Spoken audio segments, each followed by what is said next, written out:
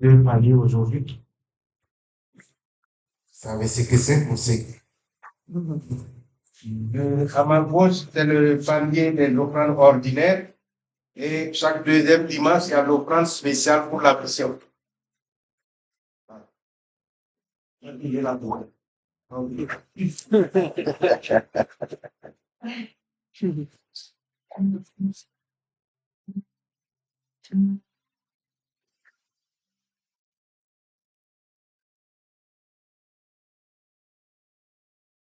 il va passer. Merci. Ça vous a plu?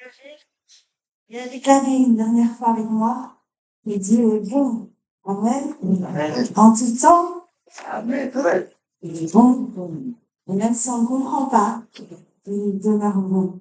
Parce que c'est qui? Ok? Amen.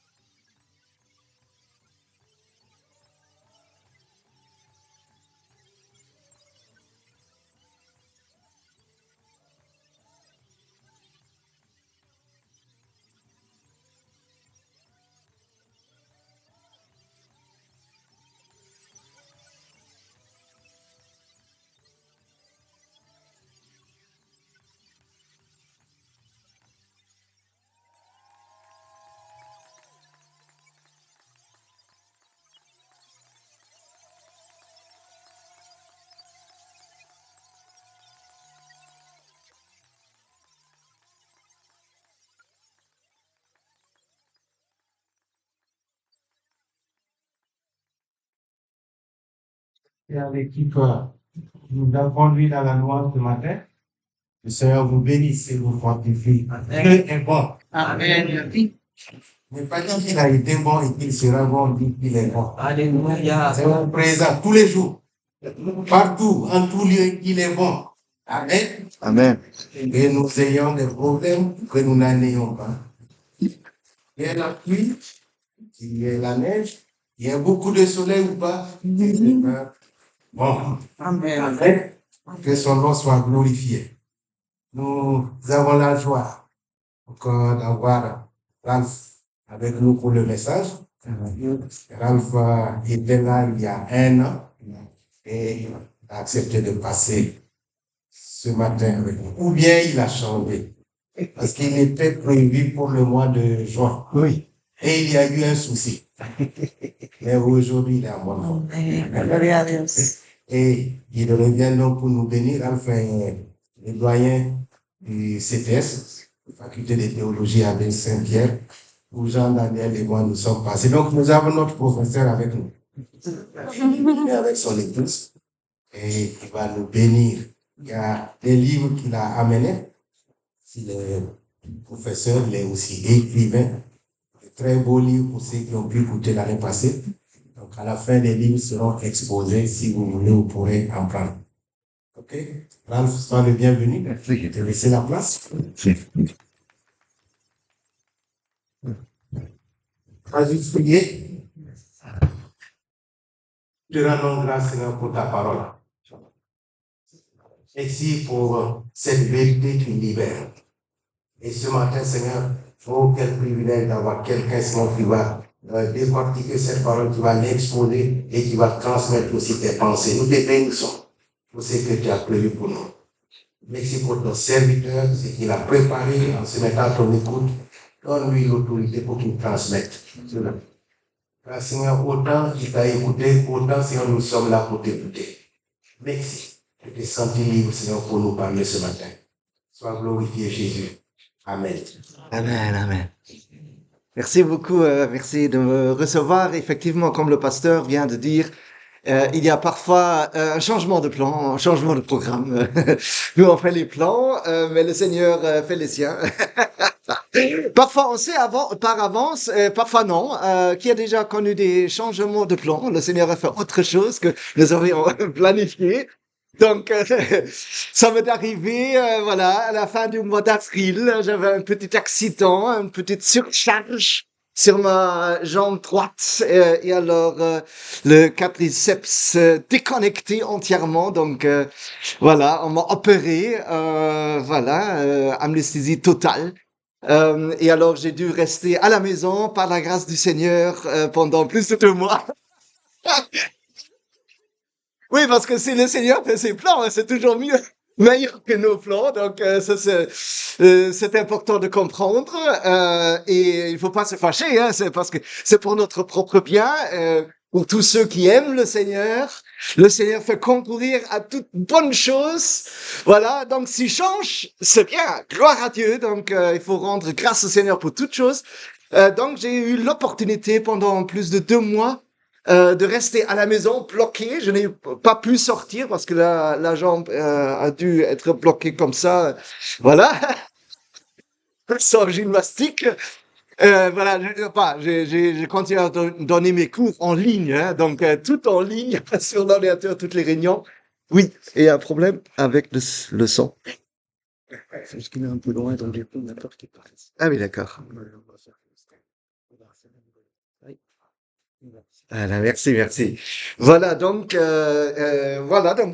j'étais à la maison.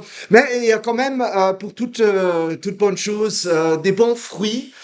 Et alors, entre autres, il y a des fruits, les livres. Alors, il y a des livres qui sont sortis. Pendant ce moment-là, pendant le moment que mon épouse m'a porté sur ses épaules à la maison. Voilà, donc moi je suis dans la joie aussi pour ce changement de plan. Et alors voilà. Mais nous voulons voir Jésus dans toutes les circonstances. Donc là, j'ai vu Jésus pendant ces circonstances-là et j'étais dans la joie par le Saint-Esprit. Et alors, comme toujours d'ailleurs, on va voir Jésus, comme le pasteur a dit aussi, eh bien, le système de l'Ancien Testament est accompli en Jésus. Hein. Le système de sacrifice, maintenant, Jésus est le seul qu'il nous faut. Et il a offert ce sacrifice, donc il ne faut plus offrir d'autres sacrifices d'animaux. Il faut offrir encore un sacrifice qui reste, c'est nous-mêmes. Si vous avez lu Romains 12, 1 et 2, nous sommes le sacrifice pour le Seigneur, comme le Seigneur s'est donné comme sacrifice pour nous. Maintenant, le sang est parti. Maintenant, il est revenu. Non. Ça va? Le sang? Ça va. Bon, ok. Voilà, donc le Seigneur s'est donné comme sacrifice pour nous de la même façon. Nous aussi, tous les jours, nous devons nous offrir au Seigneur comme un sacrifice vivant afin de vivre notre vie, pas pour nous-mêmes, mais pour le Seigneur entièrement.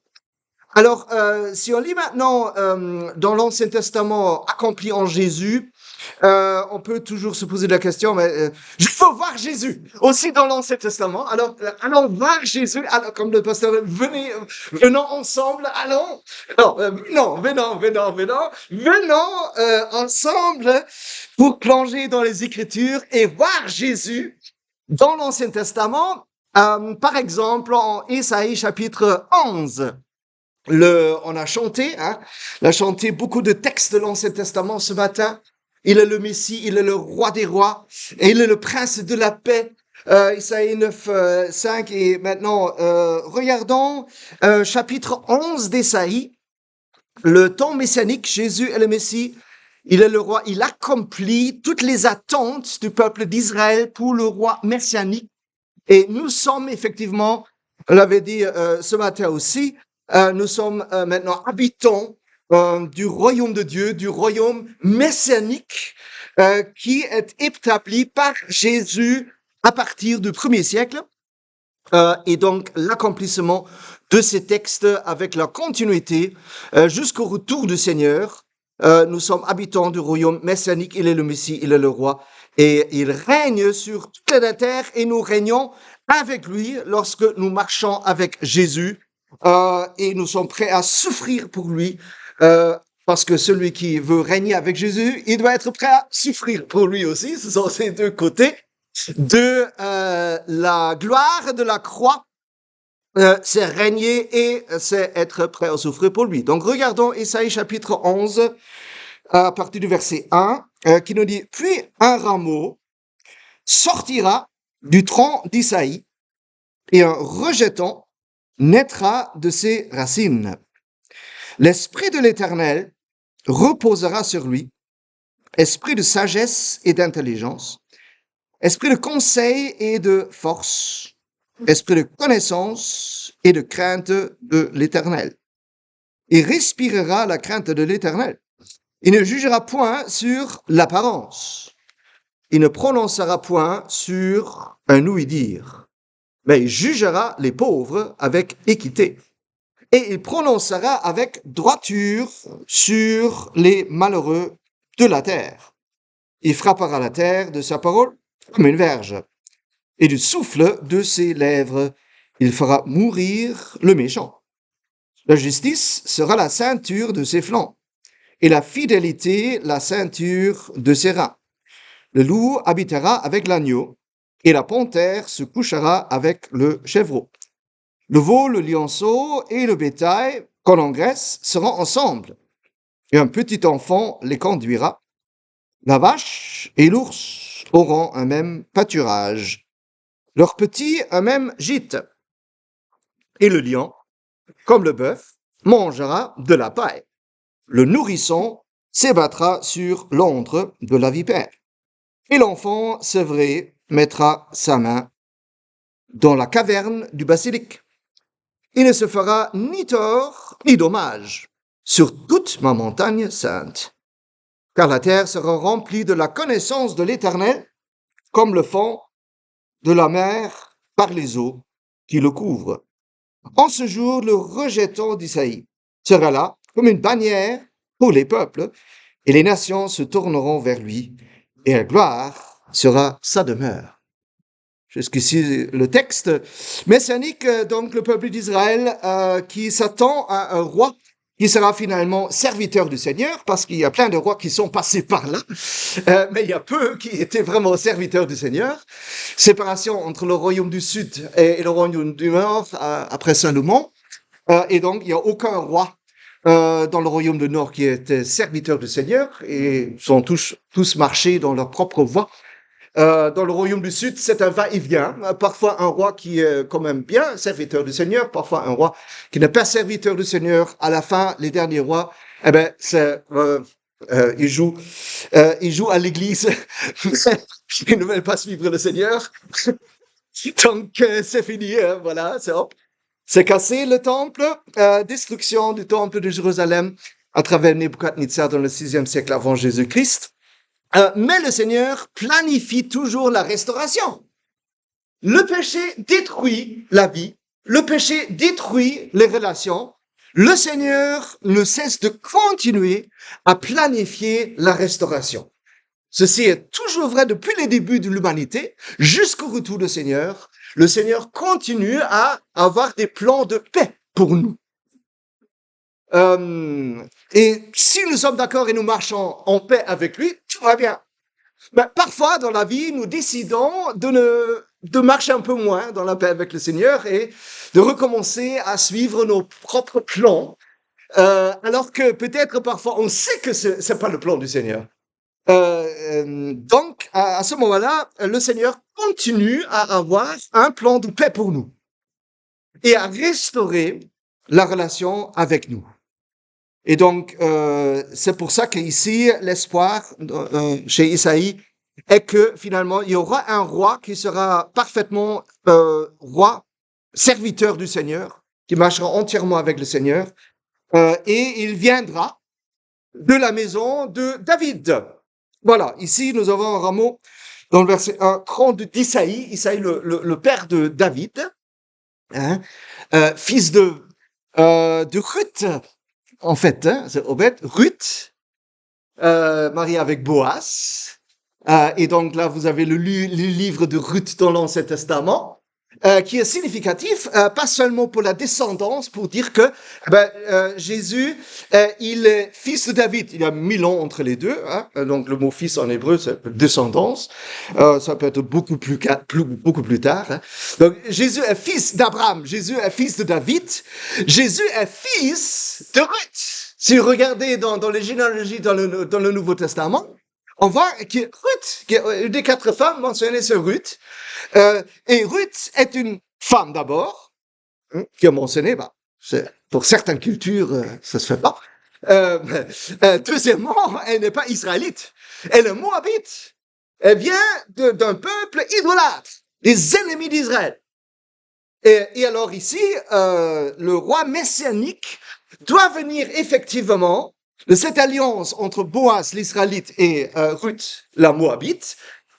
C'est significatif pour le salut parce que Dieu, depuis les débuts, est le roi, le Dieu pour toutes les nations, comme en Genèse. C'est pour ça que Matthieu, dans la généalogie, remonte jusqu'à Abraham, Luc remonte jusqu'à Adam. Si vous comparez les deux, c'est pour indiquer que Jésus, il est sauveur de tous. Et il vient de cette alliance entre Israélites et non-Israélites pour indiquer que Dieu veut être un Dieu de tous et sauve tout le monde et emploie hommes et femmes aussi pour réaliser son œuvre sur terre. Et c'est de là que nous avons ici la descendance du roi messianique, de celui qui sera vraiment serviteur du Seigneur à partir d'Isaïe, donc de la maison de David. Et alors, significatif également, dans le verset 2, c'est que l'Esprit de l'Éternel reposera sur lui. Esprit de sagesse et d'intelligence. Sur le roi messianique et sur tous les habitants du royaume messianique. Royaume de Dieu. Royaume messianique. Nous faisons partie du texte en Jésus. Nous sommes en Jésus-Christ, si nous plaçons notre confiance en Jésus comme Seigneur et Sauveur, nous sommes en Jésus-Christ, et alors nous sommes habitants du royaume messianique, sur terre, maintenant, en Jésus, qui est le roi messianique du royaume messianique, à partir du 1er siècle. Donc, l'accomplissement du texte. Et nous participons effectivement aussi à la transformation, étant membres du royaume de Dieu, nous participons à la transformation par le Saint-Esprit. Comme le Messie a gouverné ou gouverne sur le royaume messianique par le Saint-Esprit, comme Jésus a accompli son ministère sur terre par la puissance du Saint-Esprit, puisque nous sommes intégrés dans le royaume de Dieu en Jésus-Christ par notre confiance en lui, mais à travers l'acte souverain du Saint-Esprit, nous sommes intégrés, nous devenons membres du peuple de Dieu par l'action du Saint-Esprit. Et maintenant, nous vivons et nous marchons dans le royaume messianique avec Jésus comme notre roi par le Saint-Esprit.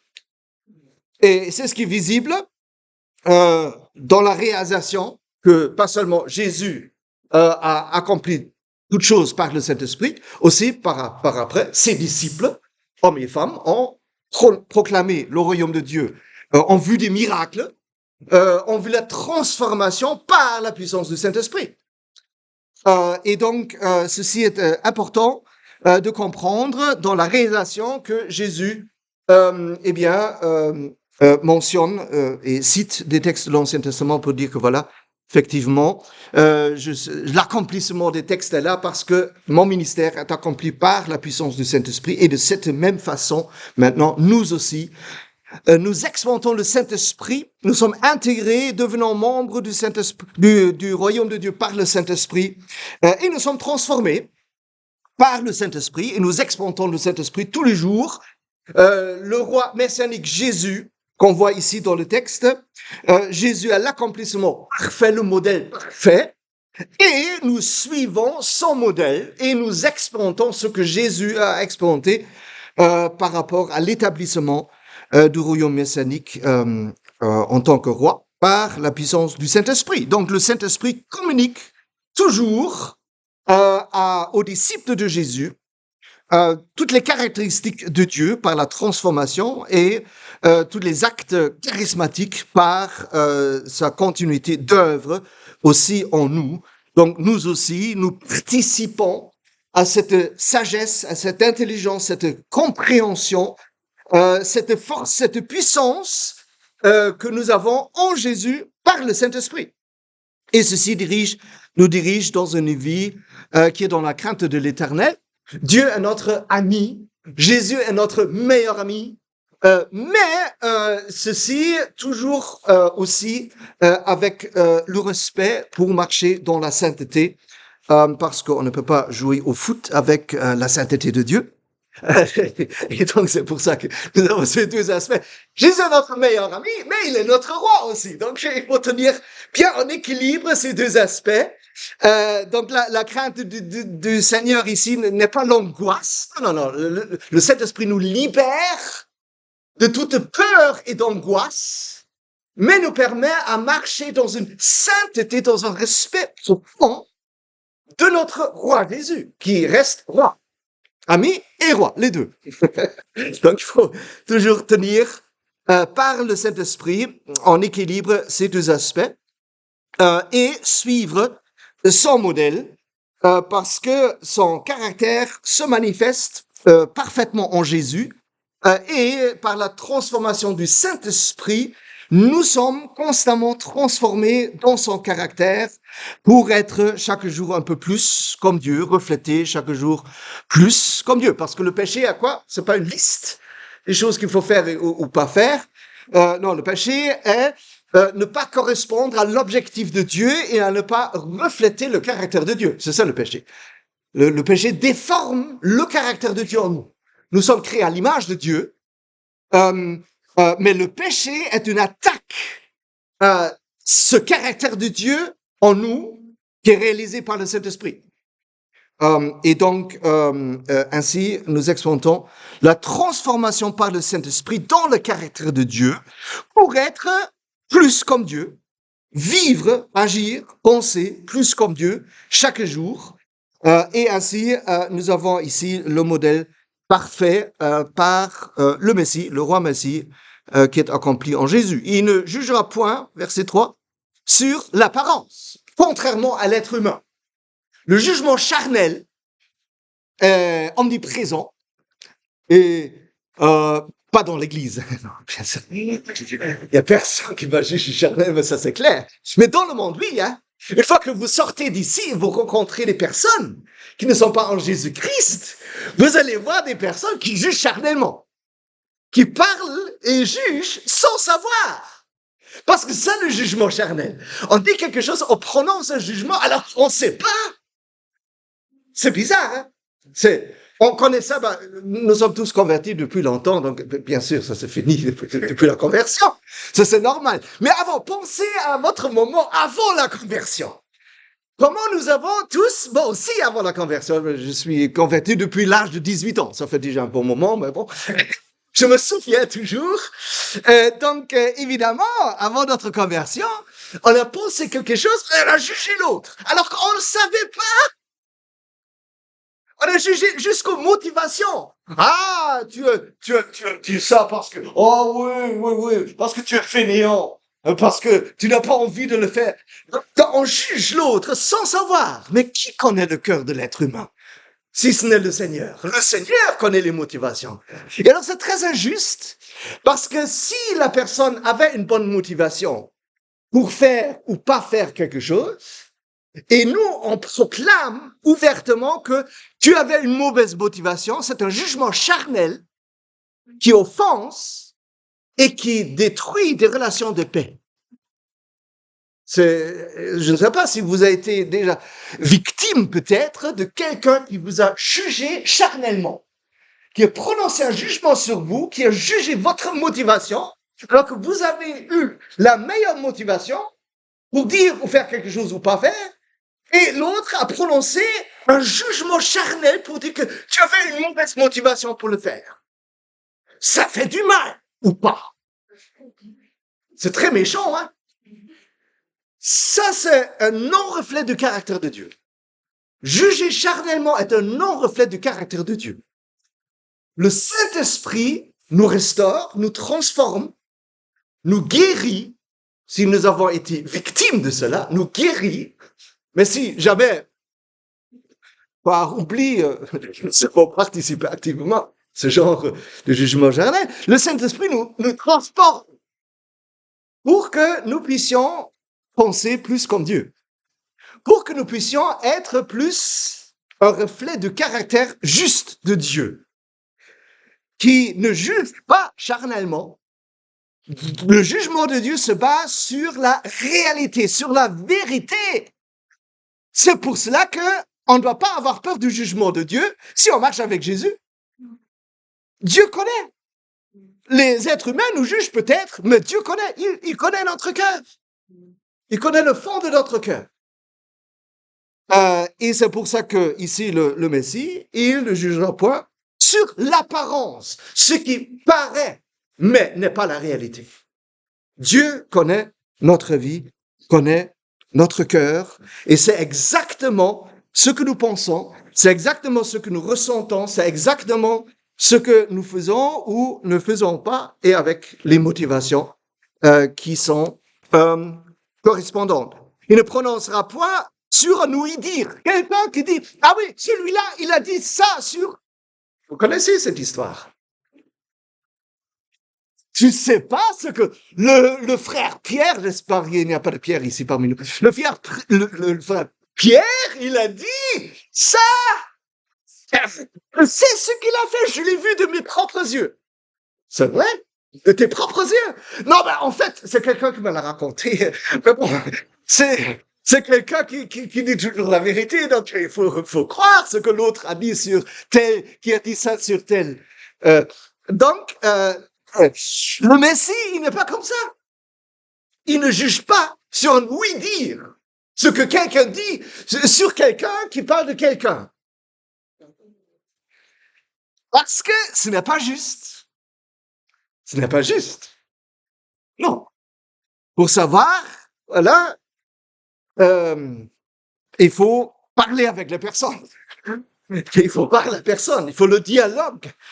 Il faut examiner le cœur pour que nous sachions de quoi nous parlons et ne pas juger charnellement. Donc, si nous avons été victimes de cela, et peut-être il y a quelqu'un ici qui a été victime de ce jugement charnel, le Seigneur nous guérit, transforme, et le Seigneur est avec nous pour nous défendre.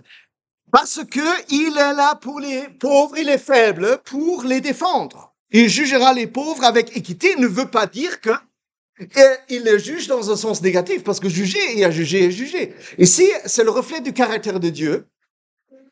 Et dans le jugement, il y a quelqu'un qui est accusé, mais il y a aussi quelqu'un qui peut être victime. Ici, dans ce texte, on parle des pauvres et des faibles comme victimes. Parce que les riches, ils dominent sur les pauvres, sont injustes, profitent des pauvres, des faibles. Et alors, dans les textes bibliques, dans la justice sociale, dans les textes bibliques, le Seigneur est du côté, pas des puissants et des riches, il est du côté des pauvres et des faibles. Et le jugement sur les pauvres et les faibles veut dire que Dieu, dans le jugement, dans le tribunal, défend les pauvres et les faibles devant les autres qui veulent profiter des pauvres et des faibles. Il est du côté de ceux qui sont humbles devant le Seigneur. Il n'est pas du côté de ceux qui sont orgueilleux et veulent vivre une vie indépendante du Seigneur. Non, il est du côté de ceux qui reconnaissent leurs besoins constants du Seigneur. Ceux qui sont humbles, mais qui souffrent peut-être des méchants. Et le Seigneur est de notre côté. Lorsque nous marchons avec le Seigneur nous défend. Et il y a bien des circonstances où on n'a pas la force ou les moyens de nous défendre nous-mêmes. C'est un bon moment si on voit que notre capacité, notre possibilité n'est pas suffisante, parce qu'alors le Seigneur lui-même il nous défend. Comme dans un tribunal, il nous défend. Il défend nos droits dans le monde invisible. Mais ça deviendra visible lorsque le Seigneur agit. On a chanté. Le Seigneur agit. Ah oui, il agit. Oh oui, il agit. À son moment et à sa manière, il agit. Mais il agit en faveur de ceux qui, tous les jours, vivent dans une vie de dépendance totale du Seigneur. Qui vivent tous les jours dans une dépendance volontaire et active. Pour dire, Seigneur, je ne veux pas vivre ma propre vie. Je veux vivre exactement la vie que tu veux que je vive. De la manière que tu le veux. Le Seigneur nous défend. Et je l'ai vu souvent dans ma vie. Pratiquement tous les jours. Donc, il faut savoir que la lutte dans la chair n'est pas la même chose que la lutte dans l'esprit. Il y a un combat dans la chair, il y a un combat dans l'esprit. Nous, on veut souvent nous défendre par la chair. C'est le combat charnel, avec les armes de la chair. Vous connaissez les armes de la chair? C'est parfois la langue, parfois la main, parfois des écrits. Les armes de la chair. Alors que le Saint-Esprit n'utilise pas les armes de la chair. Jésus n'utilise pas les armes de la chair. Donc, si on veut que le Seigneur nous défende, il faut déposer les armes de la chair et il faut s'armer des armes de l'Esprit. Éphésiens 6, les armes de l'Esprit, par le Saint-Esprit. La parole de Dieu, proclamée avec l'amour du Saint-Esprit. Et ainsi, le Seigneur nous défend nos droits, et ceux qui nous attaquent ne peuvent pas nous atteindre parce qu'il y a une protection. C'est comme un mur de protection autour de nous. Il y a les anges qui sont là, il y a le Saint-Esprit qui agit. Donc, il ne faut pas avoir peur. Il ne faut pas avoir peur des personnes qui sont plus puissantes, qui peuvent nous faire du mal. Parce que le Seigneur, lorsque nous dépendons de lui, le Seigneur nous défend. Amen. Et il agit. Et on le voit. Donc, le Seigneur, qu'est-ce qu'il va faire? Le souffle de ses lèvres fera mourir le méchant. Celui qui est méchant, qui a vraiment des mauvaises motivations, en réalité des mauvaises motivations, eh ben, celui-là, il fait face à un mur. Et il ne peut pas pénétrer ce mur de protection qui est autour de nous lorsque nous vivons dans une dépendance avec le Seigneur, parce que le Seigneur nous défend. Il est notre défense. C'est ce qu'on voit dans les livres historiques dans l'Ancien Testament. Chaque fois que le roi a voulu dépendre de son armée, de ses armes, de son plan, ceci n'a pas fonctionné. Chaque fois, ils ont perdu le combat.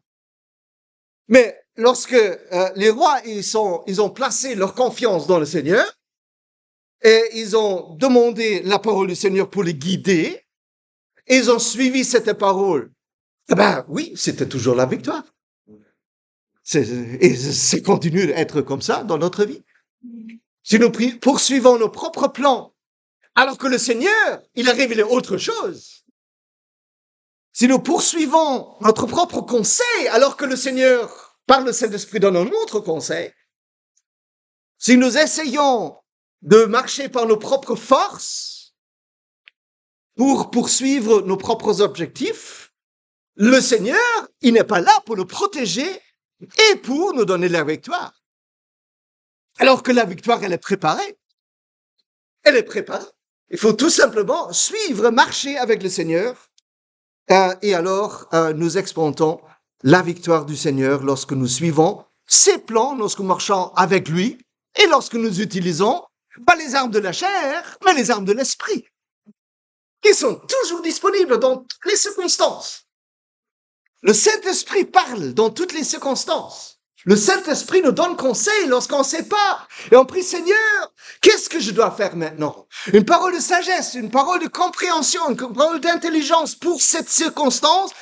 Le Saint-Esprit parle. Lorsque nous désirons accomplir son propos et non pas notre propos, lorsque nous luttons ces combats que nous devons lutter, eh bien, le Saint-Esprit est là pour nous diriger et pour nous guider. Et alors, c'est la transformation. Verset 6, le loup habitera avec l'agneau. Il y a dans les livres d'Ésaïe beaucoup de comparaisons entre l'être humain et les animaux depuis le début. Le bœuf, le peuple d'Israël est comparé à un bœuf. Parce que le bœuf, eh bien, le bœuf connaît son maître. Son peuple ne connaît pas son maître. C'est bizarre, hein? La pauvre bête, le bœuf, connaît son maître et fait ce que son maître dit. Mais le peuple de Dieu, comme si Dieu ne parle pas, ou un Dieu, et vit son propre chemin. Et donc, c'est pour ça qu'Isaïe dit, le peuple est comme un bœuf, comme un homme malade, une comparaison aussi avec un homme malade. Et pendant tous les livres d'Isaïe, il s'agit de la guérison, parce que le Seigneur a proclamé la guérison. Après le temps de repos, je suis quand même aussi très heureux et reconnaissant de la guérison de ma jambe. Donc, j'ai un temps pour tout, hein. Donc, je suis bien à la maison, mais ici, je suis bien aussi, donc tout va bien. Donc, oui, donc, la guérison est là, dans le livre d'Ésaïe. Comment la guérison est effectuée? Eh bien, à travers le bon serviteur qui est identifié au roi. Le roi messianique, c'est le bon serviteur. Ça s'accomplit en Jésus parfaitement. Et alors, la guérison est là. Et la guérison, c'est la restauration dans la relation de paix avec Dieu par le Saint-Esprit. Et alors, c'est ce qui est expérimenté. Aussi par rapport à la comparaison, il y a maintenant plein d'animaux ici. C'est le zoo dans ces versets, à partir du verset 6. Et donc, même la vache est là, mais c'est quand même la vache. Hein, la vache. Elle est là. Et elle est ensemble avec l'ours. Et on voit quoi? Eh bien, c'est pas une promesse du chien dans le ciel. C'est une transformation de ceux qui sont habitants du royaume messianique. Donc, nous, aujourd'hui, nous vivons dans le royaume messianique. Ici, c'est le royaume messianique. C'est la montagne sainte. C'est un symbole pour la présence de Dieu.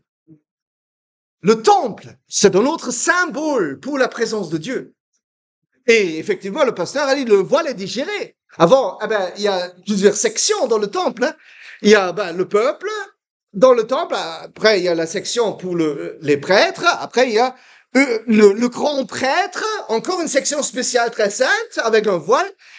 Oui, c'est fini. Nous entrons directement dans la présence de Dieu. Nous vivons constamment dans la présence de Dieu. C'est une réalisation de ce que Isaïe dit. Voilà, ils vont monter à la montagne sainte. Ça veut dire ils vont entrer dans la présence de Dieu. Juifs et non-juifs. Donc, peu importe si nous sommes de la descendance biologique d'Abraham, qui est de la descendance biologique d'Abraham ici? Alléluia. Ok.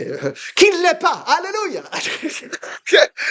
Nous sommes des enfants d'Abraham lorsque nous plaçons notre foi en Dieu comme Abraham l'a fait. Par la foi dans le monde spirituel, nous sommes des enfants d'Abraham. Nous sommes des habitants du royaume messianique de David en Jésus. Nous habitons, nous vivons constamment sur la montagne sainte, c'est-à-dire dans la présence de Dieu, qui est ici la présence de Dieu. Mais même lorsque demain, à lundi, et peut-être certains vont aller travailler quelque part demain, nous ne quittons pas la présence du Seigneur. On reste dans la présence du Seigneur par le Saint-Esprit. On va à un autre lieu. Mais Isaïe 66 dit que toute la terre est mon marchepied. Pas seulement un bâtiment, pas seulement une montagne. Non, toute la terre a son marchepied. Peu importe où nous allons, si nous marchons avec le Saint-Esprit en Jésus, nous ne quittons pas la présence du Seigneur. Et ça, c'est important. Parce que je connais des personnes qui disent que le Seigneur il est présent dans le culte le dimanche, pendant 2 heures. On quitte la présence du Seigneur. Non, s'il vous plaît, ne quittez pas la présence du Seigneur en sortant de ce lieu. Restons dans la présence du Seigneur. Lorsqu'on rentre à la maison, le Seigneur est là. Lorsqu'on va au boulot demain, le Seigneur est là. Donc, il est important de vivre dans une conscience de la présence du Seigneur dans notre vie, dans toutes les activités de la vie, pour nous guider avec sa sagesse dans toutes les conversations, de garder notre cœur avec la paix du Saint-Esprit, afin de dire et de faire toutes choses dans la présence du Seigneur. Donc ici, on parle de la transformation en comparant encore l'être humain avec les animaux. On dit que les êtres humains qui sont comme des loups, ils deviendront des agneaux.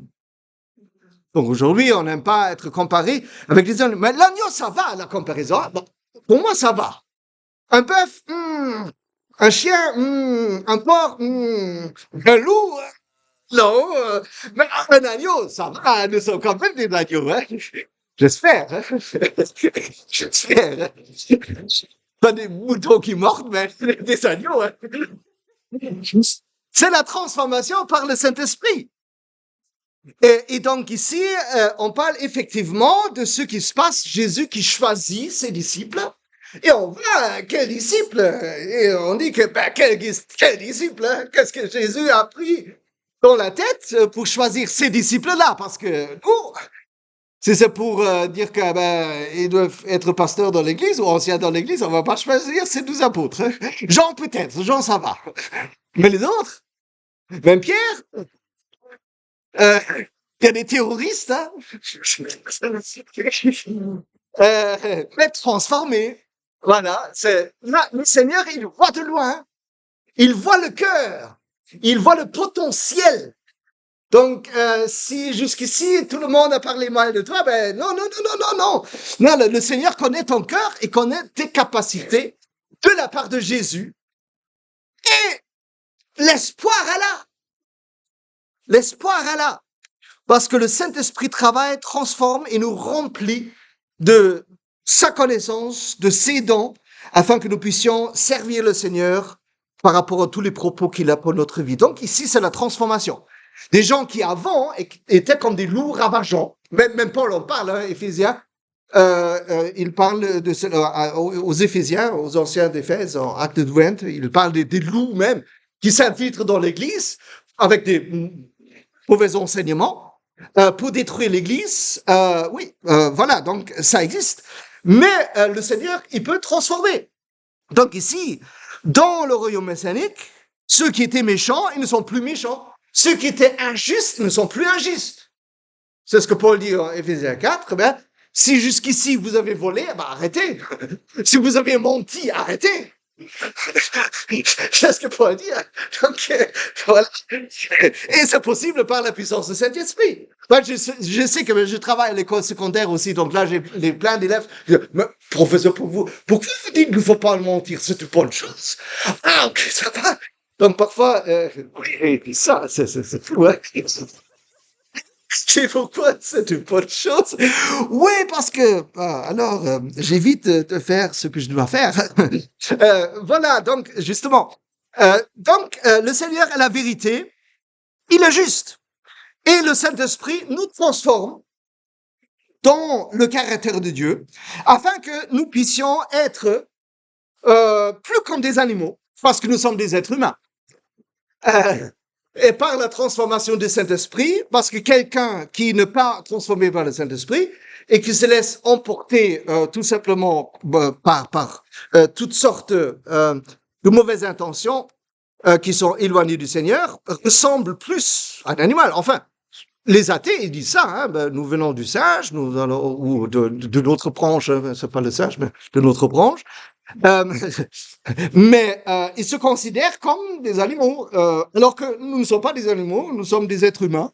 Et dans la Bible, c'est une autre classification, question de définition tout simplement. Mais ici, la comparaison pour nous dire que, eh ben, si quelqu'un s'est comporté de cette manière-là, maintenant c'est fini en Jésus-Christ à travers la transformation du Saint-Esprit. Et alors, pour devenir des êtres humains paisibles comme le Seigneur, on a chanté, hein, nous entrons dans la paix du Seigneur pour expérimenter le Seigneur qui nous offre la paix. Nous trouvons le repos, la paix avec Jésus. Et nous sommes transformés, notre caractère, notre être est transformé pour être des êtres humains paisibles comme le Seigneur est paisible. Parce que c'est une conséquence de la transformation de l'œuvre du Saint-Esprit, et ceci est pour les nations, le texte dit, pour toutes les nations, dans la présence du Seigneur, sur la montagne sainte, dans la présence du Seigneur, le Saint-Esprit nous transforme pour que nous puissions être davantage qu'en lui. Et s'il y a des attaques, s'il y a des méchants quelque part qui nous attaquent, il ne faut pas avoir peur, parce que le Seigneur nous protège. Le nourrisson s'ébattra sur l'antre de la vipère. Vous avez vu un nourrisson qui se bat contre un serpent? Qu'est-ce que ça donne? Comment ça va terminer, ce combat entre le nourrisson et la vipère? Bon, parfois, la vipère gagne. Alors que ici, non. Non. Si nous sommes attaqués par une vipère, par un loup ou par un lion, le Seigneur nous protège. C'est la protection. Lorsque nous vivons dans la présence du Seigneur, tous les jours.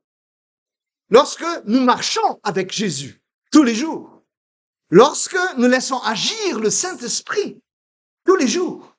Afin que le Saint-Esprit domine notre manière de penser, afin que le Saint-Esprit domine notre vie émotionnelle, afin que le Saint-Esprit nous dirige dans un comportement qui glorifie le nom du Seigneur. Mais ceci vient du Saint-Esprit qui transforme le cœur. Ceci n'est pas quelque chose qui vient par des lois.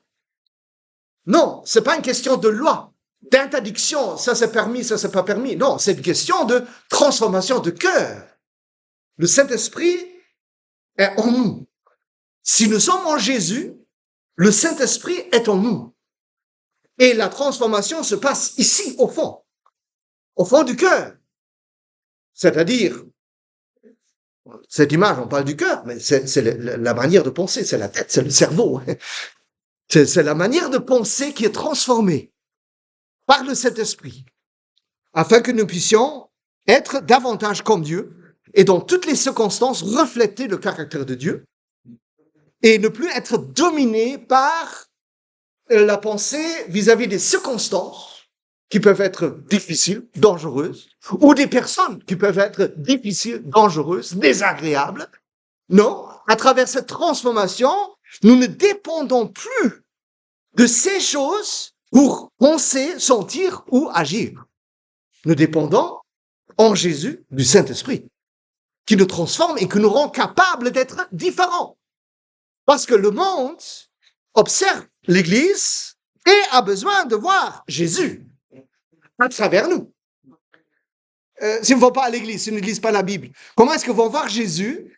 Ils vont voir Jésus seulement dans la mesure que nous rendons Jésus visible à travers la transformation du Saint-Esprit pour être, pas comme le monde, mais pour être différent. C'est à travers la différence entre la lumière et les ténèbres qu'on voit la lumière. Si tout est ténèbres, on ne voit pas les ténèbres. Imaginons un monde tout dans les ténèbres et il n'y a pas de lumière et personne ne parle de la lumière, tout va bien, on va pas. Mais dès que la lumière apparaît, on voit la lumière et on voit la différence. Nous sommes la lumière pour ce monde. Le monde ne voit pas Jésus, le monde ne voit pas la lumière. Nous sommes la lumière. Si nous marchons comme la lumière, si nous marchons dans la lumière et comme la lumière, nous sommes la lumière. Et alors, ceci permet à voir Jésus pour ceux qui ne connaissent pas Jésus, à travers la transformation du Saint-Esprit, parce que tout le monde est invité. À partir d'Ésaïe 2, on voit que tout le monde est invité. Ici, ils sont sur la montagne de l'Éternel, les Israélites et non-Israélites, tout le monde est invité afin de pouvoir se rafraîchir et vivre dans une paix profonde dans la présence du Seigneur et vivre paisiblement ensemble à travers de cette transformation qui est un miracle. C'est une transformation d'un miracle. On voit l'apôtre Paul, voilà, qui a persécuté l'Église et ensuite lui-même il a été persécuté, mais il est transformé au lieu de semer la guerre avec la connaissance de la paix de Jésus. Il a semé le message de l'évangile de la paix et non plus l'évangile de la guerre. Donc, à travers cette transformation, nous pouvons expérimenter la réalisation de ces promesses. Évidemment, ceci continue dans le livre d'Ésaïe et c'est ainsi que le livre d'Ésaïe se termine même avec un texte parallèle en chapitre 65, sorti du verset 17. On voit que ce texte produit à la fin, donc si on voit la vision finale dans la réalisation pour l'éternité, là aussi on voit la division du peuple, on voit les Israélites qui marchent avec le Seigneur et ils sont dans la présence éternelle du Seigneur, et les Israélites qui ne veulent pas marcher avec le Seigneur et hop, ils ne sont pas dans la présence du Seigneur, et on voit les non-Israélites, les nations aussi, qui marchent avec le Seigneur et ils sont dans la présence de Dieu, et les autres sont sous le jugement de Dieu. Donc on reprend dans le chapitre 65 exactement ce qu'on avait déjà proclamé dans le chapitre 11, et on parle de l'état final. Alors, comment ça va se terminer? À partir du verset 17, en Ésaïe 65, je vais créer de nouveaux cieux et une nouvelle terre. Et on ne se rappellera plus des choses passées. Elles ne reviendront plus à l'esprit. Réjouissez-vous plutôt et soyez pour l'éternité, dans l'allégresse et la joie, à cause de ce que je vais créer. Car je vais créer Jérusalem pour l'allégresse et son peuple pour la joie. Je ferai de Jérusalem mon allégresse et de mon peuple ma joie. Et on n'entendra plus le bruit des pleurs et le bruit des cris pour l'éternité. C'est fini toute douleur, toute peine pour ceux qui placent leur confiance en Jésus, qui sont transformés par le Saint-Esprit. Et ceci commence maintenant. L'éternité commence maintenant avec Jésus. La transformation commence maintenant avec Jésus, par le Saint-Esprit. Et donc, l'expérience de la paix profonde, qui est seulement en Jésus-Christ, par le Saint-Esprit commence maintenant et est pour l'éternité, parce que la mort physique n'est qu'un passage sans grande importance. C'est une autre époque qui commence après, pas grand-chose. Pour l'instant, nous sommes là afin de pouvoir expérimenter cette transformation par le Saint-Esprit et afin que d'autres puissent encore se joindre à nous, parce que nous sommes envoyés par le Seigneur. Mais pour être envoyé, il faut d'abord venir. Comme le pasteur a dit, il faut d'abord venir. Parce qu'on ne peut pas donner ce qu'on n'a pas.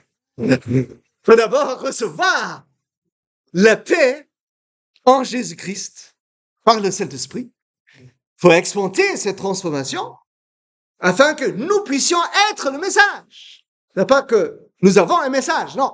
Nous sommes appelés à être le message, à être l'évangile de paix de la part du Seigneur.